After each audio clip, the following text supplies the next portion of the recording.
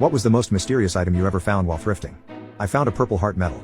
It is illegal to buy one, but I went ahead with the intent of returning it to the family, which I did.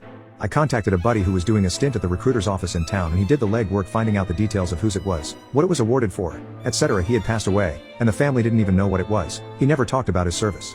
He got the medal while saving the lives of his fellow Marines, took a piece of shrapnel while carrying someone to cover, at Guadalcanal.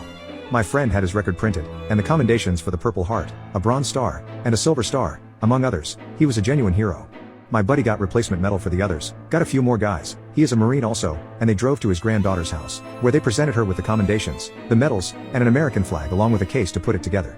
I chipped in the cash, least I could do. Marines don't make a ton of money, and I was doing well at the time. When they explained what a hero her grandfather was, and presented everything in almost a small ceremony, Marines are great at that, she broke down crying. She had no idea he even served.